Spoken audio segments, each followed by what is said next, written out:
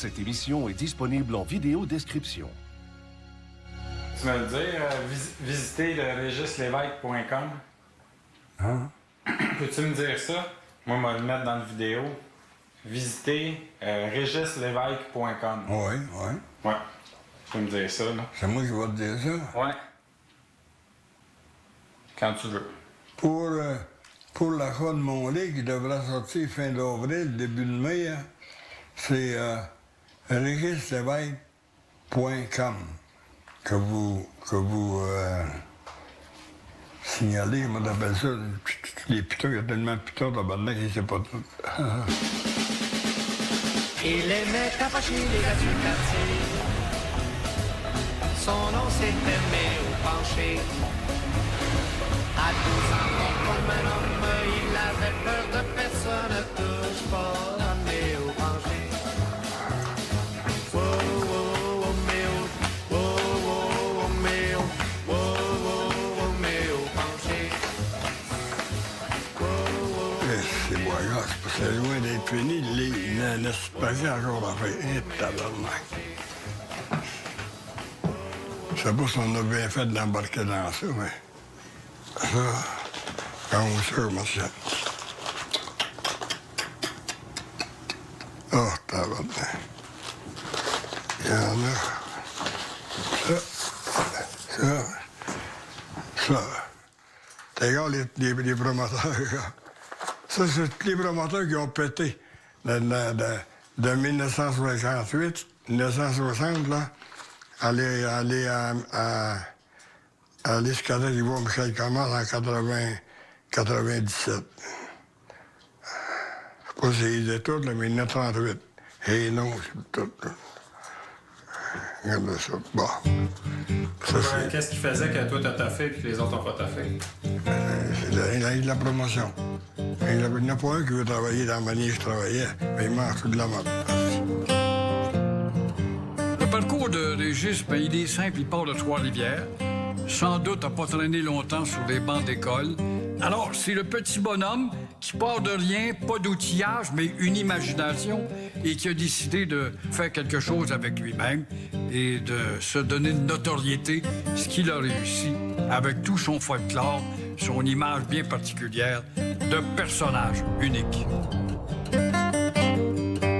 Ce gars-là a fait une 4e année. Il fallait qu'il ait une intelligence supérieure pour sortir de ça, puis arriver à faire fonctionner au début la lutte. À un moment donné, c'était la boxe amateur dans son coin à Trois-Rivières. Puis là, arriver à la boxe professionnelle, prendre sa place. Régis, il dit, s'il faut qu'Alex Hilton batte toilette, je suis obligé de faire une chronique pour dire je m'avais trompé. Moi, j'ai dit à Alex Hilton, Alex, il dit à Ben tabarnak, puis il me dit un petit peu pancré. Ah ben.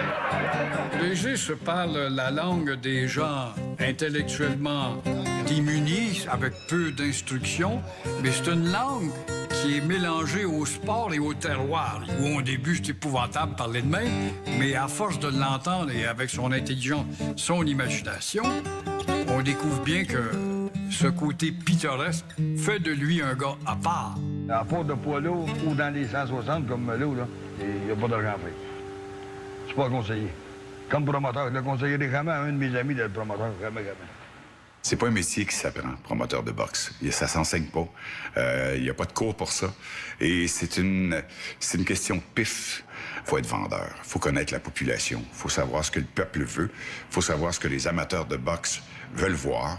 Et il faut aussi être capable de reconnaître quels sont les prospects qui vont devenir de bons boxeurs qui vont mener loin. Moi, je connais pas ça, la boxe, mais vouloir me monter une vedette, c'est assez simple. J'en trouve un, là, qui est un peu plus colosse que moi, là. Je vous l'accorde. Puis là, je le mets là, puis je le mets contre des gars que c'est ceux qui vont perdre. Puis là, je fais à croire, par exemple, qu'ils ont un bon passé. Moi, là, 26 combats, 26 knockouts, j'ai jamais vu ça, puis je suis pas sûr que c'était prouvé par le gouvernement. Ils me mettent un jambon là, il y en importe un d'ailleurs à 50$ ou 60$ pour la veiller, on le met là, il l'a eu, garde ça, puis il est bien plus gros que le petit, puis le gars, il est payé pour tomber. C'est le même que je montre ça. Vous feriez faillite dans 2-3 mois. Avec 3 programmes, vous ne promoteriez plus jamais. Il faut que le gars s'aille bon, il faut qu'il rencontre les gars qui sont les têtes d'affiche du Québec. Pour moi, un promoteur de boxe, c'est Régis Lévesque. C'est un gars qui a une imagination, qui sait allumer l'opinion publique. Pas tout de dire, ben, un tel, il a tel poids, puis il a gagné tant de fois, puis il a une ceinture, puis il l'a plus. Puis l'autre a gagné ou perdu, et puis il a une bonne gauche, puis il va se prendre telle date. C'est bien limité. C'est une annonce assez froide. Tandis que Régis, c'était tout l'entourage, la mise en scène qu'il mettait pour provoquer un auditoire. Comment est-ce qu'il faisait pour voir tout ça? C'est parce qu'il jugeait avec son âme et ses émotions.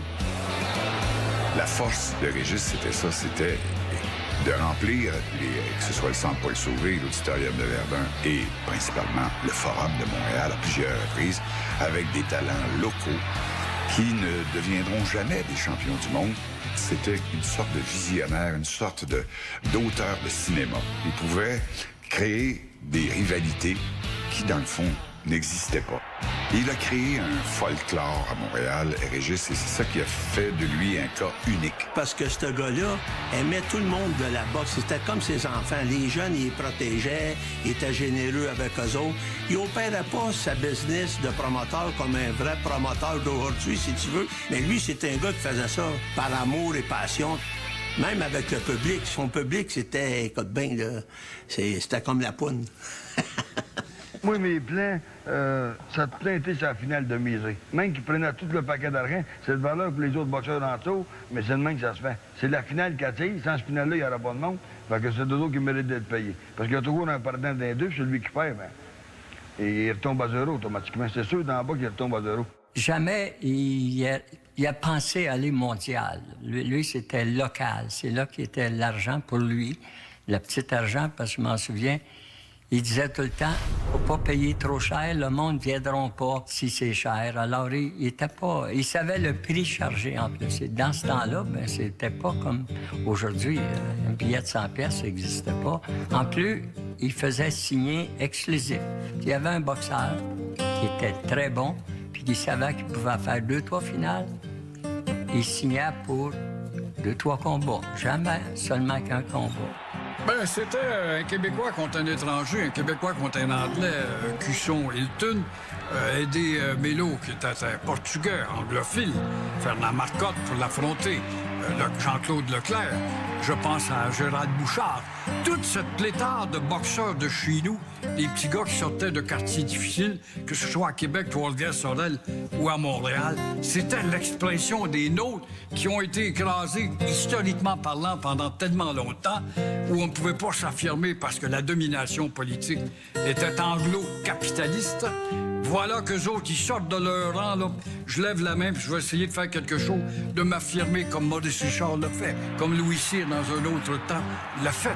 Alors, dans le fond, ces personnages qui deviennent très populaires auprès des nôtres, ce sont ceux qui s'affirment par la force. Ouais. Mais la boxe, est complètement morte à Montréal. Mort. Il y a un combat par 6 mois, pas des faces. Moi, j'ai roulé un combat par mois pendant 45 ans. Un combat par mois. Ça c'est au forum, on s'en pas sauvé, un combat par mois. Les autres, ils prennent ça relaxé, un combat par 6 mois.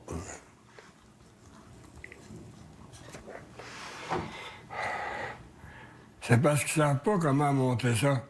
Il faut que tu montes un gars de confiance, là, qui monte à être assez bon. Et puis tu t'en vas avec ce gars-là. Mais si tu le montes un combat, puis après ça, il est 3-4 mois sans entendre parler de lui parce qu'il n'y a pas d'autre combat, c'est un autre gars qui va le mettre en finale. Il change de gars de même, hein. Ça, c'est poids-là. Un promoteur d'une petite fille de 7 ans fera mieux que ça. Quand tu es un bon promoteur, t'as pas besoin de travailler aussi fort qu'un autre, bien souvent, parce que le monde t'appelle toi, parce que c'est sur ta carte à toi qui va se savoir. Toi, t'étais pas le sauvé, t'étais au forum, admettons, dans le temps, ces affaires-là. Tandis qu'il y a d'autres petits promoteurs qui se contentaient, eux autres, de faire de la boxe avec 1000 personnes, 1500 et 2000 personnes.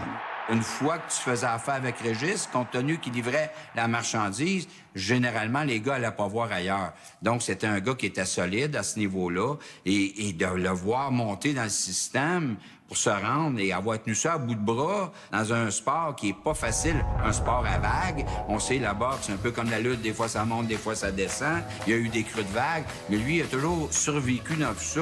Donc, chapeau à Régis Lévesque, parce que la majorité, ou presque la totalité, se cassait la gueule en promotion de boxe.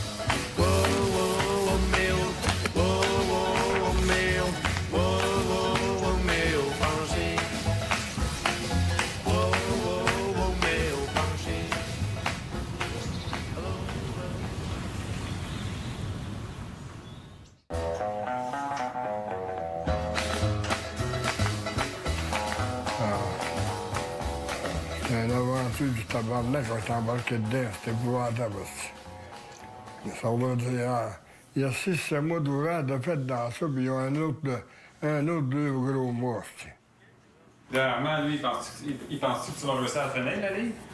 Hein? Armand, il pense-tu que tu vas réussir à le finir, qu'on va réussir à le finir, la livre? Ah, lui, il a confiance, mais il lâcherait pas, tabarnak. Tu viens ici, lui, il rend l'envers tout le temps dans l'écriture, puis t'arrêtes pas, tabarnak. Ben Robert Leroux, là, c'était notre poids lourd, puis c'était un phénomène, Robert Leroux. Et Régis, avec Robert Leroux, en a fait une promotion, on n'entendait pas l'autre. Et là, Robert Leroux prenait sa retraite. Mais là, on savait que là, il prenait sa retraite, mais il était pour sortir de sa retraite. C'était juste de savoir quand. Les boxeurs, à ce moment-là, prenaient leur retraite très jeune, mais revenaient, faisaient plusieurs retours. Paggiano était la montée de Régis. C'est pas un petit boxeur italien, le Donato Paggiano. C'était pas le gars qui frappait fort, mais il frappait souvent comme un typewriter. Le tic-tic-tic-tac, ça rentrait tout le temps. Il l'a utilisé avec Marcotte, cette affaire-là. La même chose, des gros combats, tous les deux. Là. Tu pouvais faire un combat revanche, 2, 3, puis 4 avec eux autres, parce que les deux étaient bons. Hey, Paggiano, une fois, là, il a levé la tête, il est tombé sur le plancher, puis dans ce temps-là, on mettait plus dans le canson pour les fier, fait que ça a monté comme de la boucane. Paggiano se lève debout, puis il saute sur Marcotte, puis on va dire des guerres, là, de même. Quand Gaétan Hurt avait commencé, il était très, très ordinaire, et puis il gagnait pas toujours. Mais Régis, à chaque fois qu'il y avait un combat, on disait qu'il a donné l'opportunité. Puis on a vu le développement de Gaétan. C'est absolument incroyable. Il est arrivé jusqu'au point où il s'était battu pour le championnat du monde. En regardant ça, on réalise quelle est la contribution de Régis. Parce que c'est pas juste avec lui qu'il a développé le boxeur. Il a aussi donné la chance à Fernand Marcotte. Marcotte a été pris dans des revanches, des combats revanches, des trilogies, Joey Durel, Eddie Mello, Paduano, Leclerc, on peut les nommer. Mais donc, Fernand Marcotte, de par sa position géographique, et le fait aussi qu'il était très, très bon boxeur, puis il était fiable, et c'est un élément majeur dans la carrière de Régis Lévesque. Il y en a tellement fait de bons, là, mais réellement, qui a fait soulever Régis, là, c'était Eddie Mello. Paduano, Clérou et tout ça, c'était extra pour lui, mais Eddie, il y en avait qu'un Eddie. Là, c'était comme la cerise sur le Sunday pour lui, là. Il était jeune, il était beau, il était spectaculaire, il cognait, il était vendeur. Mais là, finalement, Régis, il ne se pouvait plus, là. Il a entendu le restant de sa vie qu'il en arrive un autre comme ça. Pour lui, là, c'était le modèle parfait de le genre de boxe qu'il faisait, qu'il promotait, comme dirait Régis.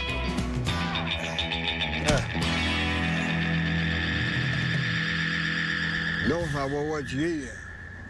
On s'en va loin, là. J'espère qu'il va s'en sortir, mais il a vieilli, là. Il est plus magané. Comme moi, je suis malade, moi, avec.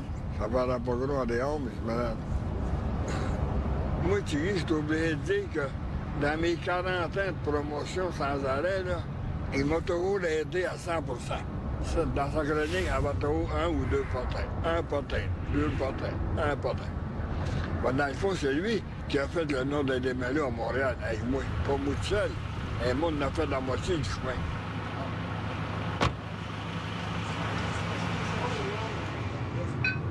Bonjour, Romain. Je viens pour voir mon ami Guy Aymon. Oui, je vais aller s'en aller. OK.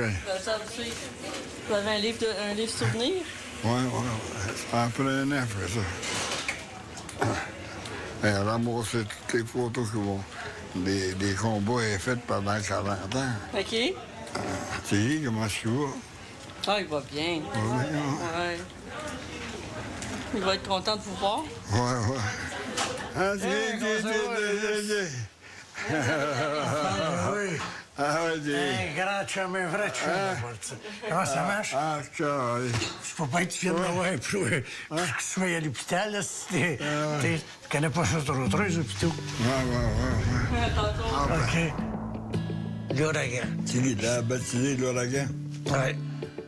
Puis, c'était un ouragan. Quand la cloche... Hein, il partait de la chambre avec la musique d'entrée d'Elvis Presley. Puis là, le monde, tout de suite, le feu était pris de la chambre à la reine.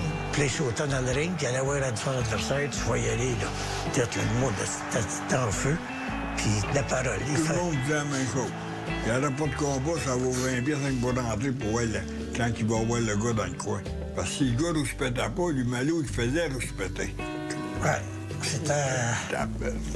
Je te dis que le monde est assez... Il paraissait bien. C'est le premier boxeur, pour dire réellement, à Montréal, qui attirait les femmes. Parce que là, je me rappelle, quand il a commencé l'entraînement chez Georges Drouin, c'est la première fois qu'on voit... C'était plein. Il y avait des line-up, puis ça rue Mont-Royal. Puis même en hiver, n'importe quoi. Puis là, ce qui me frappait, c'est qu'on n'avait jamais vu ça en boxe. C'était plein de belles femmes. Les femmes, je les trouvais beaux, tout. Puis c'est sûr, il avait 17 ans, puis il était beau. Il avait l'air d'un acteur. Comme ça, il attirait de la femme. Il a passé un cas de même. Il fait 30 ans qu'il est mort, 25 ans. Puis c'est rare dans le monde entier. C'est grand, le monde entier. Il n'y en a jamais un qui l'a imité, qui était capable de faire ce qu'il faisait. On n'a jamais vu un qui était bon comme Malou. Et au fil des années, bien, Eddie Mello s'est fait ramollir, là. Puis s'est fait battre sèchement par plusieurs boxeurs. Donc, il a fini sa carrière avec 9 défaites. Eddie Mello n'était plus là à la fin, là. J'ai commencé à imiter Régis à la radio, pas dans les shows, pas dans des spectacles. Et les gens qui m'écoutaient à la radio, après, me voyaient dans un show. Puis j'avais pas imité Régis, tu sais, parce que je me disais, bon, ils connaissent pas. Et à la fin du show, j'entendais « Fais Régis! Fais Régis! » Alors, j'ai écrit un numéro en Régis Lévesque. Et ça a été pendant longtemps, la fin des années 90, même début des années 2000. C'était le numéro où les gens riaient le plus. Et là, ben, écoute, je ne pouvais plus passer à côté. Plus jeune, tu sais, c'était un Régis plus vigoureux, plus bagarreur, tu sais, dans sa façon de s'exprimer. Écoute-moi bien, tu connais pas ça, la boxe. Moi, je connais ça. Tu sais, quand un tel va arriver sur la scène, là, le monde ne sera pas tout arrivé. Le monde va commencer à arriver vers 9h30. Tu vois, ouais, comment ça va se passer. Alors qu'aujourd'hui, ben, Régis, évidemment, avec l'âge, tu sais, il a dépassé 80 ans. Et, mais c'est la même... Il y a la même verve, mais tout va bien lentement. Il va te dire... ouais, là, je sais pas ce qu'il y a. Là, j'attends mon chèque. Puis quand mon chèque va arriver, mais là, je pense que je vais aller manger au beau bien délit. Là, à un moment donné, vous allez me saluer, on parle. C'est pas vrai qui a couru après moi, c'est moi qui a couru après. On l'a emmené, il a décidé, puis à force de parler, mais ça s'est réalisé. Puis Yvon, de son côté, ben lui, il va travailler avec la scène, et c'est la scène père. Mais il va travailler peut-être avec Lucas, si Lucas père, pour me trouver les tribunaux. Ses conférences, Régis, c'était d'impressionner le monde. On répète, c'est Cornelis, il y avait peut-être 300-400 personnes pour une conférence de presse. C'était quelque chose, ça. En plus que non, pas ça, pas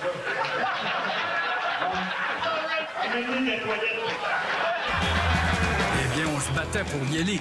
On était tous 2-3 reporters de la même station du journal parce qu'on assistait à un spectacle garanti et avec une essence qui faisait que le soir, quand t'entrais en ondes ou t'écrivais ton texte, t'aurais un élément spectaculaire en termes de manchette et d'intérêt. Moi, je sais que quand je vais l'appeler une bonne journée, j'ai envie de le revoir courir, je pense qu'il va s'en venir dans l'avion, passer ses roues. Régis s'offrait en spectacle. C'était un show. Il était le promoteur et il prédisait des victoires et des défaites. Il était provocateur dans ce sens-là. T'sais. Il aurait pu demander un prix d'entrée, puis il y a beaucoup de journalistes qui auraient payé juste pour le voir. Ah, c'était bon aussi, ça. À longtemps, les pauvres de bonne de même. Ouais, c'était 350 personnes, c'était énervant en tabarnak. Les gars s'en allaient là, dans le fond. Je te dis, là, je vais faire une comparaison quasiment... Pas qu'il n'y a pas de sens, mais assez poussé, là. C'était le Yvon Deschamps de la boxe.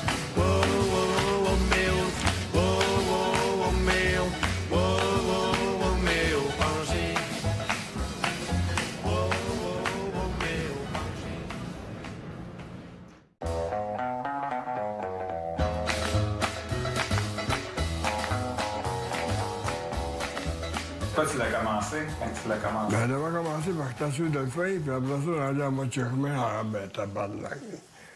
Ben, tout que je faisais ça dans une boîte, puis t'as tout mélangé, puis... Ben là, on a un chef pas mal, là, les deux gros qui me laissent la feuille, c'est la famille Hilton puis Wallet. Parce que j'en oublie un. Ils vont te taper ici, tabarnak, comment ça fait, t'as pas mis mon portrait dans ton livre, calice, puis... On n'avait plus de place. Il va falloir que je trouve de quoi dire. Régis était-il un promoteur ou un publiciste? Je pense qu'il était un promoteur très habile, mais nécessairement un publiciste. Il sortait des éléments à faire manchette. Il manipulait la publicité. Il y avait beaucoup d'imagination. C'est l'imagination, là. On se demandait où est-ce qu'il sortait ça. Mais lui, il pensait à ça 24 heures par jour. Là. Il se couchait le soir, il pensait à ça. Il se levait le matin, whoop. Puis moi, je suis déjà allé chez lui à quelques reprises. Puis tu voyais ses plans, là. C'était un peu rudimentaire, là. Mais là, il y avait un grand carton, puis des photos, puis des histoires. Puis là, de temps en temps, je changeais ça de place. Puis, tu voyais que le gars, il était là-dedans tout le temps. Le jeune à 15-16 ans là, qui sort de la rue, là, plutôt de se battre dans la rue, qui dit il est plus agressif que les autres, je m'en vais au gymnase, puis là, il commence à apprendre, puis là, il fait des bouts de l'avant, puis dans un autre gymnase, il y en a un autre qui pousse. Puis là, on entretient chez lui le fait qu'il va peut-être devenir un champion, mais il faut que tu suives la loi du milieu. Fait que, écoute mon oncle Régis, là, puis c'est de même que ça va marcher. Puis là, vous l'appropriez, puis vous l'exploitez. Non, je ne l'exploite pas, je le rends millionnaire. T'sais, on dit qu'il doit avoir fait beaucoup d'argent, mais il en a fait faire beaucoup aussi. Moi, il me disait souvent, je peux pas payer la finaliste moins que je vais me faire. Souvent, il disait ça. Je peux pas dire que c'était un grand stratège financier, mais il savait que telle portion rapportait tant, telle portion... Il s'arrangeait, chose sûre, il s'arrangeait pour que ses boxeurs soient payés. Que tout le monde soit payé. Ça, je pense pas que quelqu'un puisse dire « Régis Lévesque m'a fourré ». Y a-tu quelqu'un qui exploite les boxeurs en arrière? Non, moi, là, je tiens bien à spécifier que je les ai toujours supportés à 100 que je suis un des seuls promoteurs dans Montréal que quand je signais tous les jeunes qui ont monté comme Paduano, Leclerc, toute la gang Quentin... Ça, c'était vos boxeurs à vous, ça? Ouais, ça, c'est jamais exclusif, là. Mais c'est moi qui dis au gars, je te signe le contrat exclusif, tu te bats exclusif pour moi, je te montre, mal l'argent dans la publicité, tout. Mais c'est moi qui spécifie à toutes les fois qu'il va faire partie de la finale, j'y donne 20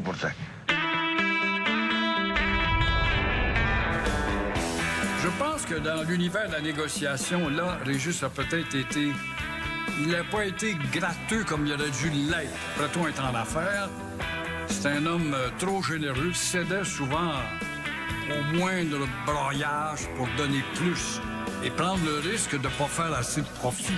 Les boxeurs, en général, ça a toujours été un petit peu cassé, ces affaires-là. On ne parle pas des superstars, on parle des autres. Et puis, il allait voir Régis, qui lui-même avait de la misère un peu à l'époque. T'es obligé d'emprunter de l'argent, puis ça, pour faire des combats. Mais il leur avançait un petit peu d'argent. Comment tu veux que je pensais, moi, qu'il aurait fait ça seulement qu'avec les bons boxeurs, pour les revoir. Non. T'allais là, puis tu pleurais un peu, il pleurait quasiment avec toi. C'est certain que comme promoteur, à quelque part, ça y a nuit. C'est pour ça que souvent, il est obligé d'aller chercher des financiers. Tu parlerais juste, quand il parlait de promotion, un financier. Un financier là, ou une copromotion là. Quand il voulait organiser des affaires, il venait me voir. Michel, je serais intéressé de faire tel combat. C'est là qu'il est arrivé avec son appareil du restaurant, puis il y avait toutes les dépenses, il y avait toutes les cibles, il y avait toutes les... tout écrit à main. Il n'aurait pas vendu ça à banque, là, mettons. On regardait ça, puis on disait, bon, je calculais, pas un fou non plus. Avec une crowd de, disons, 3000 personnes, 3500 personnes, on est correct, puis il va en rester, tu sais. Ça me faisait rien d'y prêter 20 000 à Régis. D'abord, je n'aurais pas fermé ma compagnie à cause de ça. Puis mon partenaire, il aurait vécu pareil, puis moi aussi, pour pas de 20 000. Mais je savais que je n'étais pas de revoir. Je pense que c'est la plus longue association, elle l'a faite avec Henri Spitzer. Les deux se complétaient bien. Henri Spitzer amenait quelque chose que Régis n'avait pas. Et là, on était en transition entre la boxe locale. On voulait monter un peu plus haut. Henri Spitzer aurait eu une vision plus internationale. Il aurait voulu monter les frères Hilton au-delà des frontières du Québec. Malheureusement pour lui, mais Don King est arrivé dans le portrait et c'est lui qui est parti avec la famille. Mais Henri comprenait très, très bien l'impact que Régis avait. Écoute, mais la famille Hilton, en partant, là, c'est rare, ça, tu comprends? C'était une famille, ça, mon boy, là. T'aurais eu trois champions du monde là-dedans, il y en a eu 2. Puis Dave, là, t'es proche de Régis. Régis voulait être proche d'eux autres aussi, là. Le promoteur qui avait les Hilton, il était en voiture. Lui, il mettait beaucoup d'espoir dans son gars Daniel, qui est un très, très bon boxeur. Et puis, il a fait ce qu'il faisait avec les autres. Il l'a monté. Il a monté sa fiche, puis il l'a monté. Quand on voyait des lettres, moi, à Toronto, puis à New York, puis tous les gros journaux qu'il y avait. Montréal, Québec, Canada. Un jeune prospect de 19 ans, 33, sans défaite. On veut avoir le note. S'il veut pas venir à Montréal, on va aller dans sa ville à Baltimore. Sugar Ray Leonard, il commençait, puis il avait gagné les Olympiques à 76 à Montréal. Puis là, ils ont décidé, son prochain adversaire, ça va être un boxeur canadien. Fait que le Régis a su ça. Il a profité de l'occasion pour suggérer mon nom. Ils ont un à Montréal, dit Daniel Lévesque, qui est mon garçon. Il y a 33 combats, 33 victoires. Ça serait un bon test pour Sugar Ray Leonard. C'est que là, ils ont dit, on veut qu'il vienne faire un combat à Miami pour le voir avant. Le combat avait lieu dans la ville de Miami. Puis à une semaine du combat, ils l'ont transféré en dehors de Miami, où il n'y avait pas de commission. Puis on a nommé les trois membres de sa famille comme eux. Quand le combat était fini, on m'a enlevé les gants dans mon coin. On pensait qu'on avait gagné. On se posait même pas de question. D'un coup, ils ont nommé la décision, puis ils ont donné la décision à l'autre adversaire. Pour l'autre de la route, ils ont cuisiné une défaite. Alors, je ne pouvais plus m'écrire partout et dire Montréal, Canada, pas de défaite en 33 combats. Il y avait une défaite. Fait qu'il a applaudi, il dit il ne pourra plus crier. Là. Facilement qu'ils l'ont fourré, mon gars, ils l'ont fourré 100 000 à l'heure. Fait que même toi, elle sait, quand il est là, ça a été une surprise. Il a gagné par le corps, mais il s'en a fait arrêter. Dans 6-7 virons. On l'a pas eu, le combat. Il ménageait le Christ de sauterelle. Régis est assez brillant pour savoir que Daniel n'était pas nécessairement du même calibre que Sugar Ray Leonard, qui était un boxeur exceptionnel. Mais il se disait, si je le rends là, même s'il perd, avec la paye qu'il va avoir, puis s'il donne une bonne performance, là, il voyait des affaires. Ça a fait mal à Régis au niveau sportif, parce que c'est quand c'est ton enfant. Et donc, il le voyait là. On savait quand même que Daniel, c'était pas un top 10 mondial. Il avait du cœur et il se battait.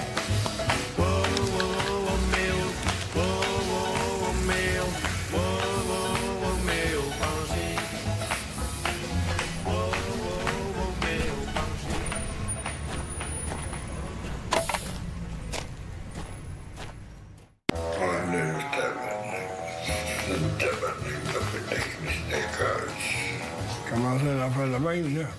Tabarnak, faudrait qu'il me perde la chair en laisse. Parce que les yeux, ça me regarde les yeux. T'as précrit, des coups de 2 heures, tu dors ça, tu recommences une demi-heure après, il y a encore c'est les yeux qui me regardent. Ce que les gens peut-être se souviennent le plus, c'est la promotion d'un événement qui n'aurait jamais eu lieu. Robert Cléroux contre Joe Frazier.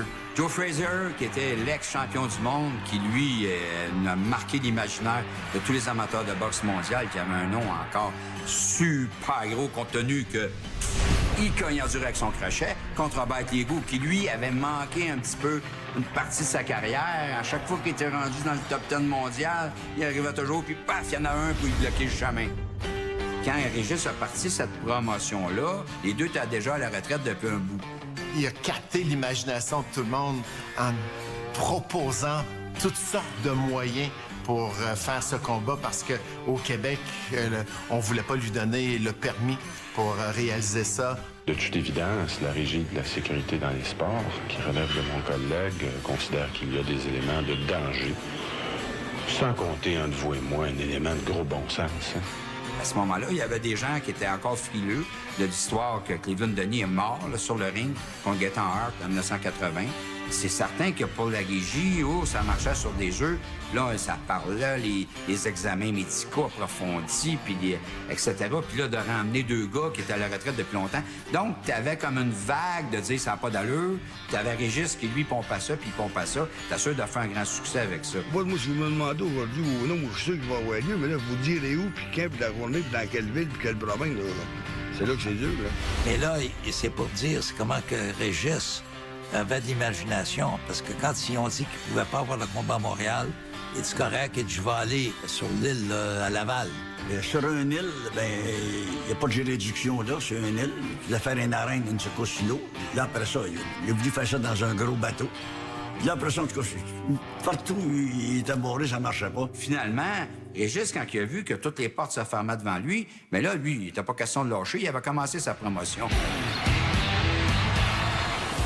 Un avion militaire. J'embarque 400 journalistes là-dedans, le monde entier va suivre ça. Puis on va faire ça dans un avion militaire, ça s'est jamais fait.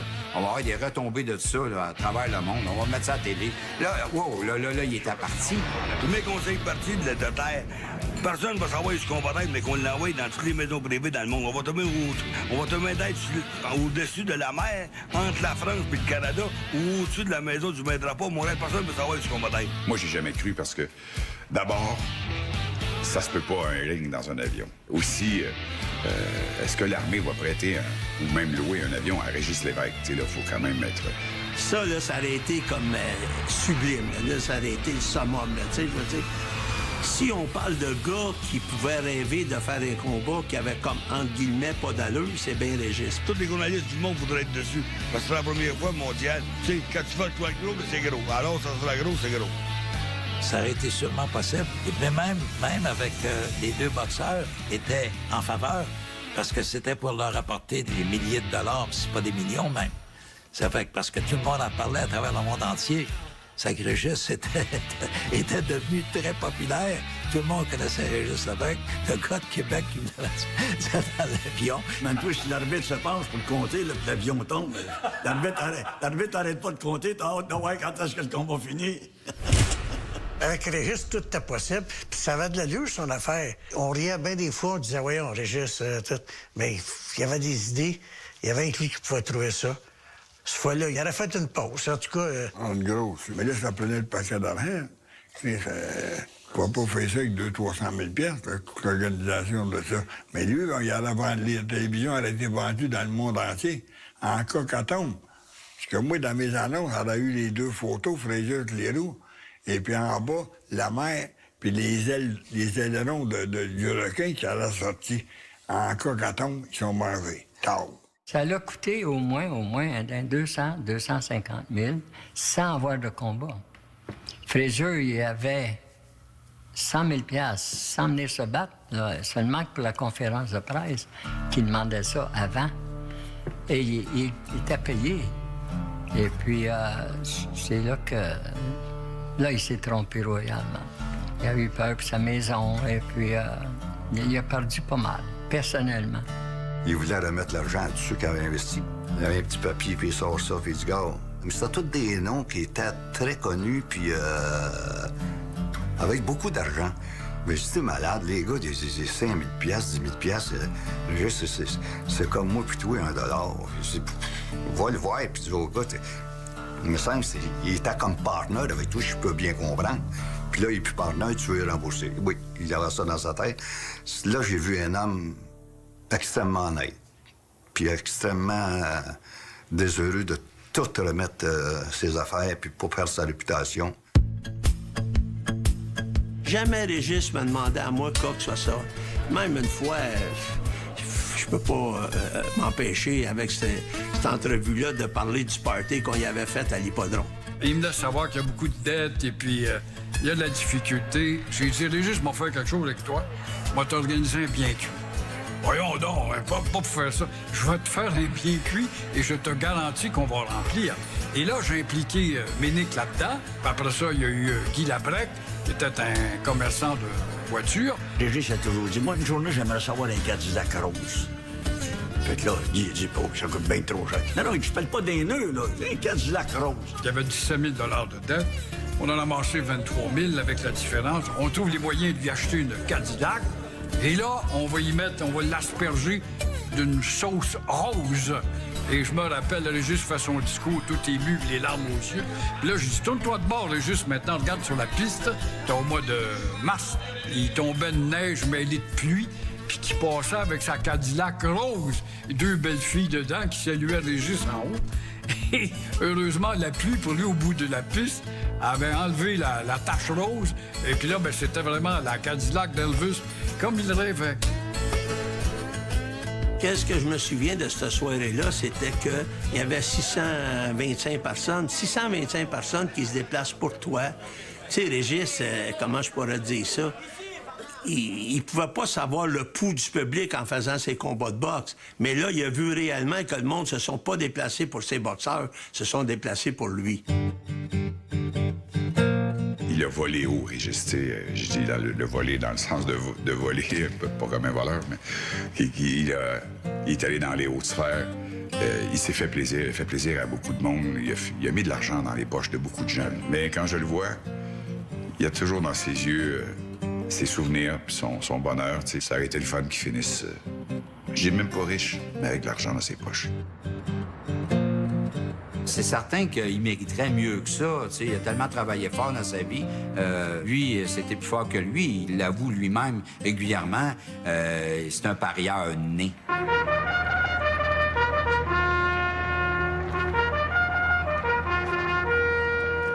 Ah, les couches, c'est les couches, j'en dirai pas plus long.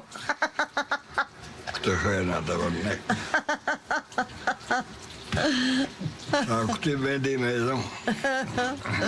Aïe, aïe, aïe. Ouais. Et quand t'en fais gros, tu gagnes gros.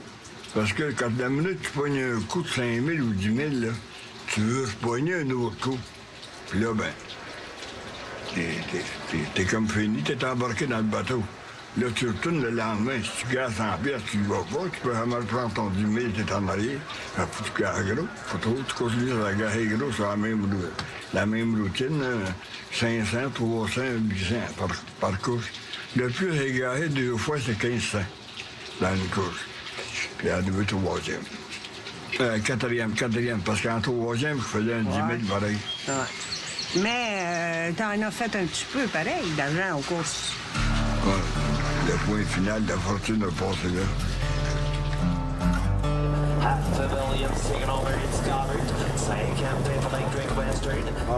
pas du tout de ma vie, hein, ça. J'avais 2 femmes à Trois-Rivières, 2 ranchs, puis 25 fois d'équitation pour louer, c'était tout à moi, c'était tout payé sur la maison, l'écurie, les tables, là, tout, là. 1 000 de terrain de long.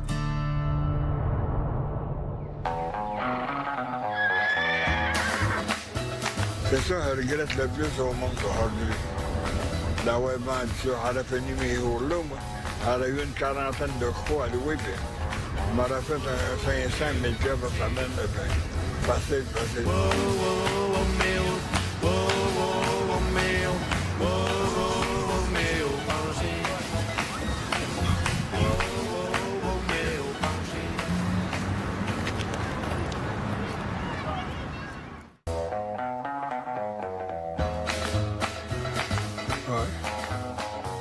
Il y a des bonnes histoires dans la crise, dans ça. Il y a des histoires que la commission athlétique, c'est même pas ça. Puis il y a bien des... Là, toi, 99% des amateurs de boxe, ils savent pas les histoires piquantes qu'il y a dedans. Même du vrai, pas une menterie, moi. C'est assez de vrai qu'il n'y a pas besoin de menterie pour tout. Moi, quand je suis arrivé avec Interbox, Régis est venu me voir en premier. Il approchait la soixantaine. Puis il me dit, écoute, j'ai été dans la boxe toute ma vie. Et là, vous autres, vous arrivez. J'ai pas de travail. Après discussion avec le propriétaire de la compagnie, on a dit, oui, pourquoi pas? On va tenter de voir qu'est-ce qu'on peut faire, comment on peut amener Régis avec nous pour être plus efficace. Il a réussi à convaincre M. Muleg de dire on donne un contrat de 3 ans à Régis qui va l'emmener jusqu'à sa retraite. Et puis nous, ben, de temps en temps, on faisait des réunions, puis moi, je l'invitais, puis on lui parlait, on demandait des conseils. On était à 14 en pause, on était à tout payé, on écoutait les meetings. Qu'est-ce qu'ils font là?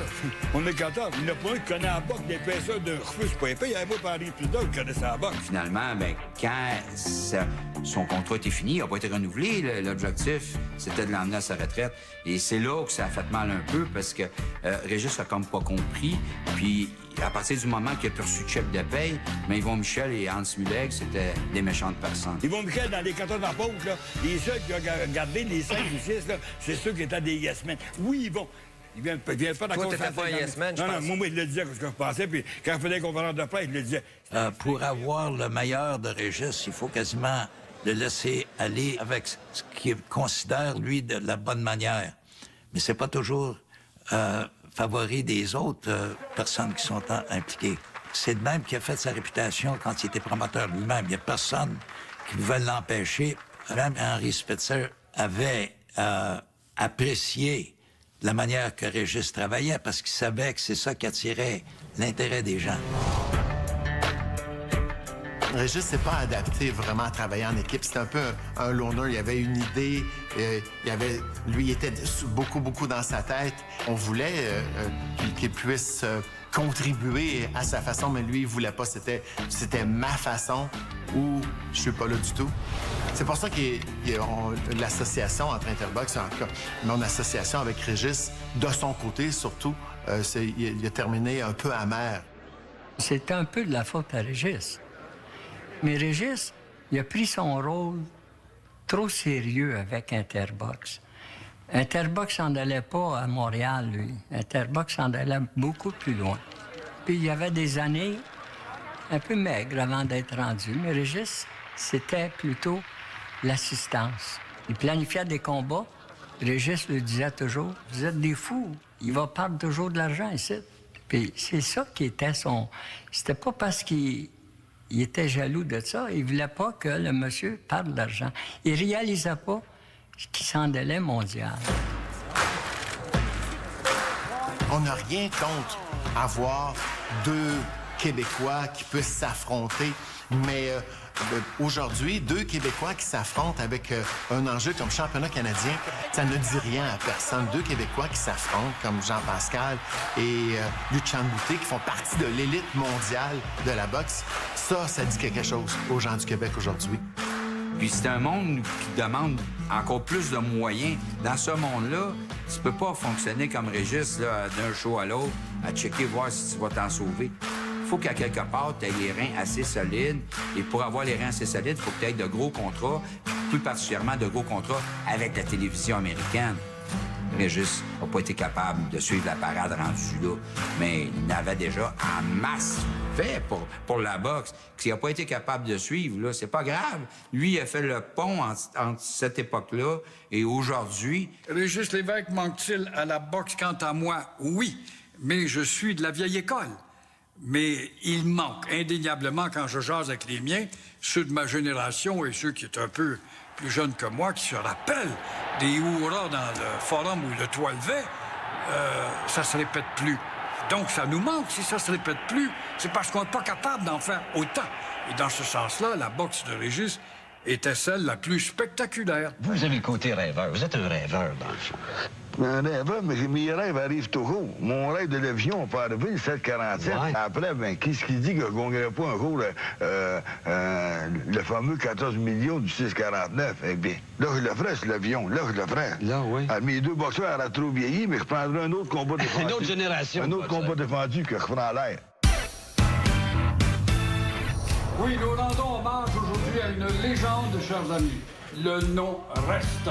On ne peut pas parler de boxe sans penser à Régis Lévesque.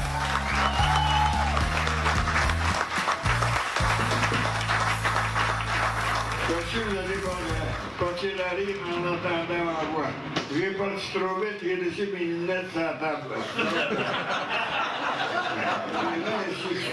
On est tous c'est grâce à Simon Rodrigue qui m'a travaillé avec moi pendant 6 mois. Ça, c'est 5 euros par semaine. On n'a pas de salaire. On fait ça pour les papillons dans l'air. Il y a des 30 premières pages seulement qui sont sur ma vie familiale. Le nombre de femmes que j'ai eues. Je sais que ça vous intéresse pas, mais moi, je suis obligé de les marquer dedans.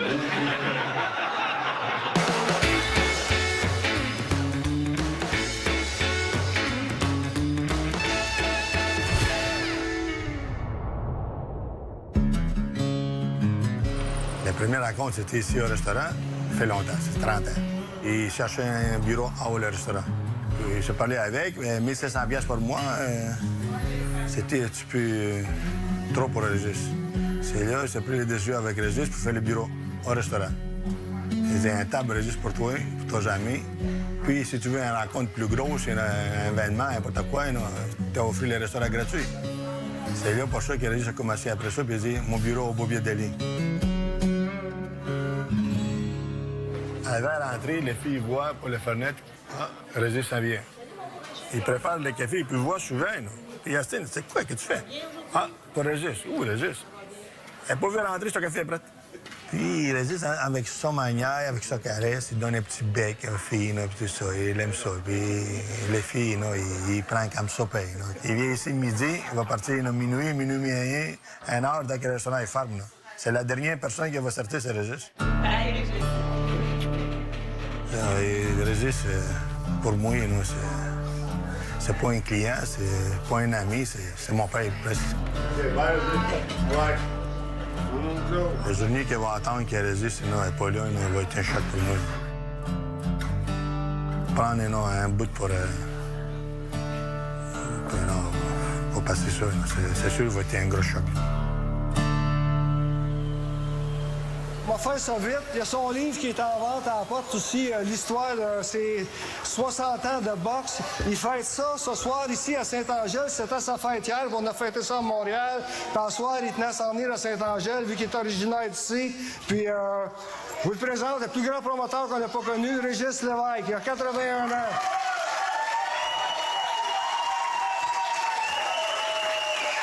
Bien, vous remercie tous ceux qui sont ici, là, ce soir. Et puis, je pense bien ma carrière est pas mal finie. Rendu à 80, ça tire sa fin. Là, depuis 2 ans, là, la boxe n'a jamais été à terre comme elle est aujourd'hui. Il y a un combat par 6 mois, c'était épouvantable. Mon canapé boxeur, puis... faudrait que je revienne puis d'avoir un jeune qui a 17-18 ans, un bon batteur de rue, puis il le drainerait moi-même. C'est pour ça que je savais quoi faire avec la poésiette. Merci à tous. Merci.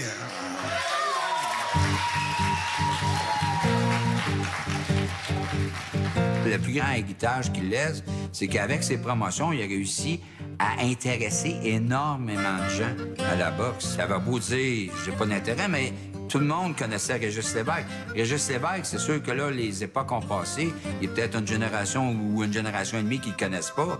Mais à l'époque où il était le promoteur de boxe à Montréal, mais tout le monde connaissait Régis Lévesque. Il avait tellement fait tambour et trompette partout que les gens, Régis, t'as même pas besoin de dire Lévesque, c'était Régis. Les gens savaient c'était qui Régis. Et il n'y avait pas de compétition avec la Maire de Québec à ce moment-là.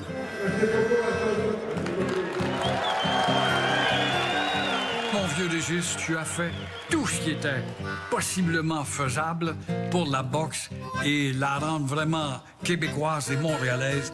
Et rien que ça, c'est déjà beaucoup. Et c'est une mission accomplie dans ton cas. Tu mérites de te retirer dans tes terres et puis de récolter, en tout cas, le fruit de tes souvenirs à l'intérieur de ton livre envers lequel je te souhaite un succès littéraire. Moi, j'ai toujours eu beaucoup d'admiration pour Régis Lévesque. Je me suis inspiré de lui parce que peut-être au départ, j'étais plus un puriste où c'était pour moi, je vais amener 2 superbes athlètes un contre l'autre et je pensais que c'était peut-être suffisant.